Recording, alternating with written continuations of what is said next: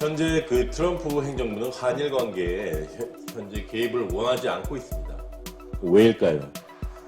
미국의 그 신고립주의 정책에 어긋나기 때문에 보고 있고, 미국의 국익에서 어느 한편을 들 수도 없는 입장이기 때문입니다. 그 동북아 양국 간에 자기가 보아서는 무역 혹은 경제 분쟁으로 보이고, 또 양국 간의 역사 문제이기도 한데, 그러한 양국 간의 문제는 스스로 풀기를 원하고 외교 정책에서 어떤 중재자라든가 귀찮은 일을 모두 관여하는 글로벌리즘과는 다르게 현재 트럼프 행정부는 고립주의로서 외교 안보 정책을 정하고 있기 때문입니다. 이것은 다음 편에서 좀 더 상세하게 언급하기로 하겠습니다. 물론 트럼프 대통령이 그 한국, 일본 양측이 원하면 도움을 주겠다, 만나서 이야기해보는 자리를 만들어 보겠다, 이런 얘기를 하기도 하죠. 이 이야기를 한 게 그 7월 19일 달 착륙 50주년 기념해서 백악관에서 언급을 하던 중에 그냥 나온 이야기에 즉흥적으로 자기가 답변을 한 것 뿐입니다. 여기서 트럼프 대통령이 풀타임 잡이라는 단어를 이제 쓰는데, 자기로서는 매우 지금 그 현안이 많은데 그 일에 매달려서 어떤 전적으로 해결을 위한 노력을 할 어떤 여력이 없고, 그만한 관심도 솔직히 속내가 그만 관심이 있는 사안이 아니라는 얘기를 하고 있는 거죠. 양측의 갈등에 그다지 의미를 두지 않겠고, 스스로 무엇보다도 스스로 양자가 결자 해제하라는 그런 입장을 표명한 것으로 보고 있습니다. 그러니까 이 말은 결국 문재인 대통령이 개입 요청을 완곡하게 거절한 것입니다. 현재 그 트럼프 행정부와 워싱턴 정가의 입장은 이렇습니다. 그 세 가지 정도로 정리할 수가 있는데, 첫 번째, 한일 관계가 이렇게 빠르게 너무 심각하게 악화될 줄은 몰랐다. 두 번째, 트럼프가 개입하려면 빨리 서둘렀어야 한다. 지금 이제 거의 한 달이 되어 가는데 지금 시점에서 너무 늦었다고 보고 판단하고 있습니다. 그리고 앞으로 이제 단기적으로 미국 트럼프 행정부와 워싱턴 정가에서 보는 입장은 freeze for freeze, 그러니까 더 이상 양측이 악화되지 않도록 추가적인 조치를 하지 못하도록 좀 단속을 시킨다거나 또는 쿨다운 시켜서 차분하게 만드는 것을 유도하는 쪽으로 목표를 정하고 있고, 이것이 그 단기적 목표가 된 다음에 그 이후에 이제 국가적인 양자 간의 해결을 마련할 수 있는 자리를 단계적으로 진행해 나가야 한다고 믿고 있습니다. 그러니까 미국이 관여하지 않는 이유에 대해서 먼저 간략하게 브리핑하고 뒤편에서 세부적으로 알아보도록 하겠습니다. 먼저 잠시 정리를 해보면은 이거 편하게 그냥 나레이션식으로 쭉 얘기를 한 다음에 심층적으로 얘기를 하게 되는데, 사실 트럼프 행정부는 자신들의 세계 경제라든가 미국의 경제라든가 또 지역 안보에서 아메리카 퍼스트를 추구하느라고 지금 거기에 몰두하고 있습니다.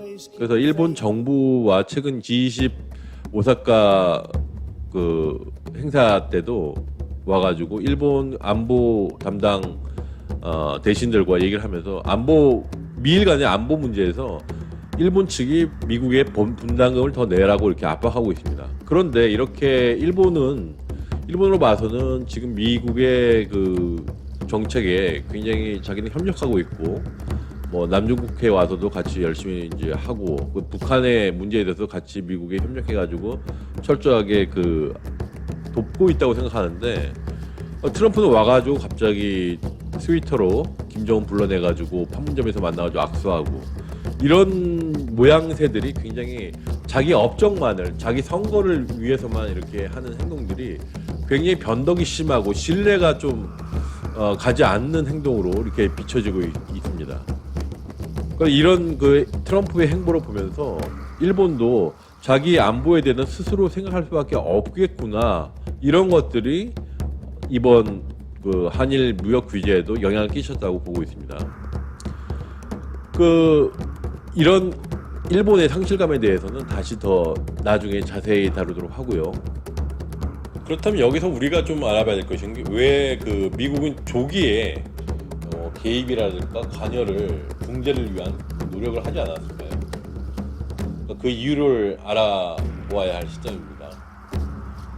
두 가지 정도로 저희가 크게 생각하고 있는데, 그 첫 번째는 미국의 섹션 232 그 무역 확장법의 논리에 미국 스스로가 묶인 것이 그 하나의 이유입니다. 그러니까 미국의 국가안보, 내셔널 세큐리티는 그것에 위협을 끼칠 경우에 그 대통령이 주재해서 긴급하게 수입을 제한할 수 있게 한 법이 섹션 232 무역 확장법입니다. 이 법은 1962년에 제정됐는데 그 50년 동안 실제 적용된 사례가 한 2건밖에 안 되는 사문화된 법이었습니다. 지금 이것을 이제 트럼프 행정부는 무역 확장법 이 232 섹션 232를 보호 무역주의의 그 기본 틀로서 수단으로서 활용하고 있습니다. 그래서 이 무역 확장법 섹션 232를 활용하면은 수입 제한 외에도 관세를 부과한다든가 세이프가드 긴급 수입 제한이 되겠죠. 이런 조치가 가능합니다. 그래서 이것에 대해서 트럼프 대통령은 외국산 철강, 알루미늄에 대해서 약 25 내지 10%의 관세를 이미 부과했고, 이제 이후에 뭐 모든 분들이 아시겠지만 자동차 산업으로도 이제 그 범위를 넓혔죠. 지금 현재도 그 우리나라 현대 등 자동차 수출 기업이 전전긍긍하고 있는데, 이 계기로 해서 이 무역 확장법 때문에 미국과 중국의 현재 무역 분쟁도 본격화되었고, 전 세계적으로도 미국의 보호 무역주의에 대한 비판이 많이 있었습니다. 그렇다면 과연 그 트럼프 대통령의 근거는 무엇인가? 이걸 왜 했는가? 그 근거가 매우 좀 재미있는데, 근거가 자동차 산업은 미국의 근간이 되므로, 국가안보의 근간이 되므로 자동차 및 관련 부품 산업의 보호를 위해서, 자국의 이 산업 보호를 위해서 이것을 시행한다고 했습니다. 그런데 일본의 아베도 이 논리를 그대로 가져와서 미국의 개입을 원천적으로 막은 것입니다. 이 말이 무슨 뜻이냐면, 자신의 논리로 상대방도 논리를 주장하니까 트럼프 대통령도 처음 일본의 상황을 그냥 주시할 수밖에 없었던 것입니다. 그러니까 똑같은 이유로 논리로서 이제 진행해 가니까 개입할 수 있는 논리적 근거와 트럼프 대통령의 입장이 갑자기 붕 떠버린 것이라고 할 수 있겠습니다.